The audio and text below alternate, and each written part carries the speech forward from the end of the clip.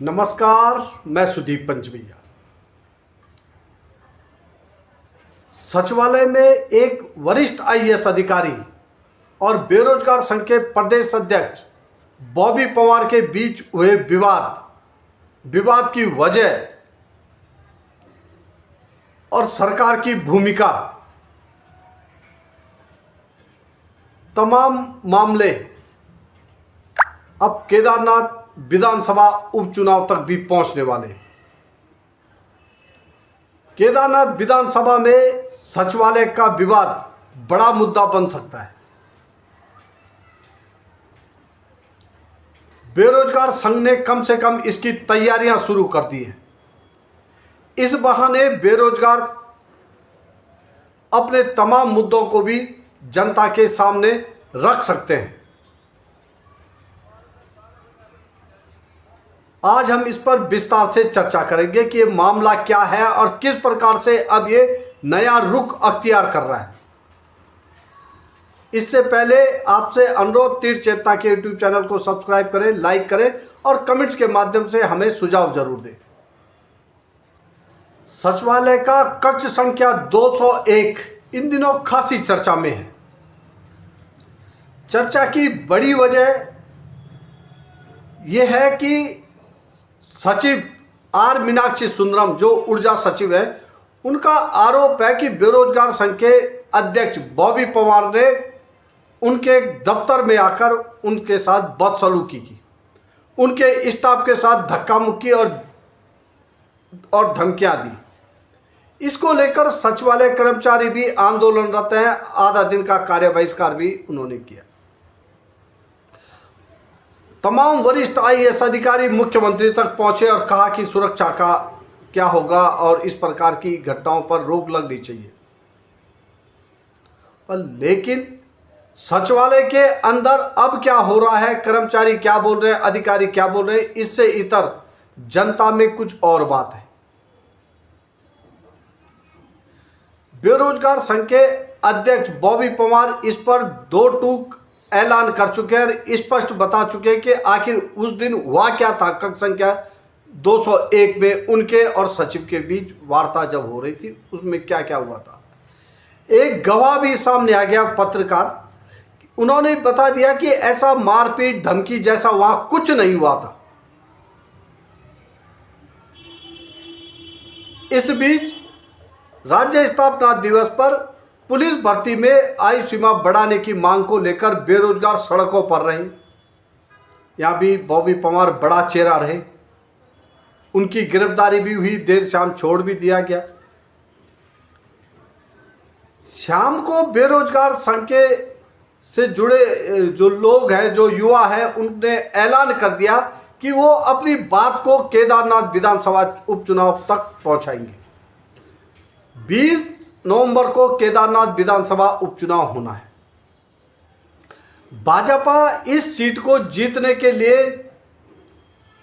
खासा जोर लगा रही है। पर लेकिन अब बेरोजगारों का मामला, अब बेरोजगारों के मामले के बहाने सचिवालय के कक्ष संख्या 201 की घटना भी अब केदारनाथ विधानसभा उपचुनाव में खूब छाई रहेगी। सोशल मीडिया के माध्यम से ये मामला पहले ही चुनाव प्रचार में शामिल हो चुका है।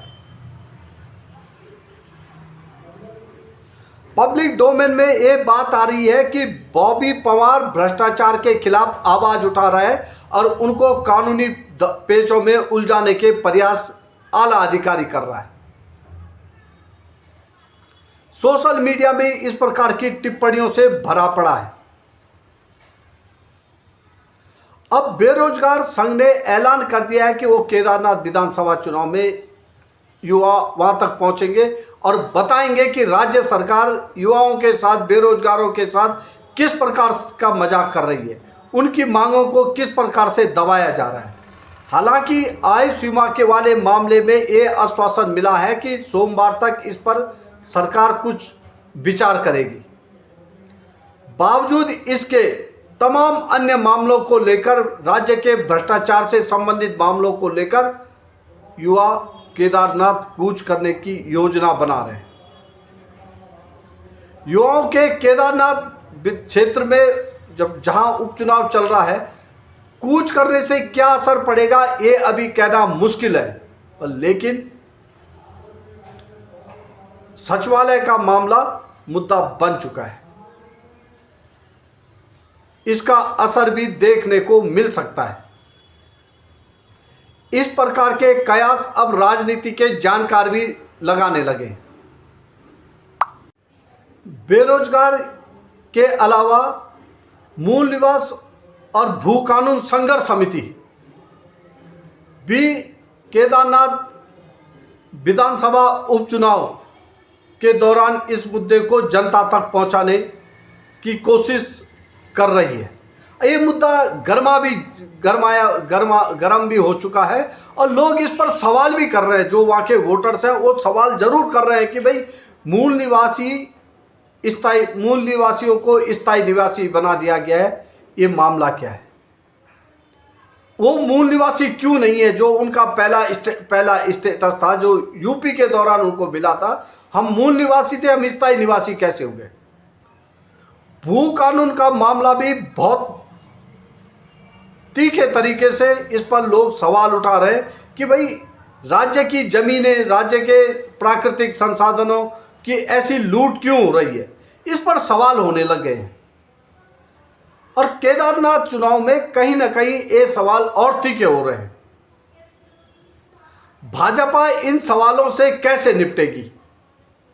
हालांकि भू कानून को लेकर भाजपा सरकार लगातार ये कह रही है कि जल्द ही बजट सत्र में इस पर कुछ अच्छा सरकार कर सकती है, ताकि राज्य में जमीनों की जो खरीद पर अंधाधुंध हो रही है उस पर रोक लग सके। पर लेकिन लोग क्या चाहते हैं? लोग सशक्त भू कानून चाहते हैं। लोग सवाल उठा रहे हैं कि जो पहले भू कानून बन गए थे उनको ढील क्यों दी गई? 2017 से 2022 का जो भाजपा शासन था उसमें ऐसा क्यों किया गया? और अब इन 5-6 सालों में राज्य की तस्वीर ही बदल गई भू कानूनों को लचीला होने से और इसमें कुछ रियायत देने से, इसमें छूट देने से। ये तमाम मुद्दे अब बेरोजगारों के माध्यम से केदारनाथ विधानसभा उपचुनाव तक पहुंचने वाले हैं। उपचुनाव में ये मुद्दा असर जरूर दिखाएगा, कम दिखाएगा, ज़्यादा दिखाएगा, ये 23 नवंबर को पता चलेगा। पर लेकिन इसका असर दिखने वाला है।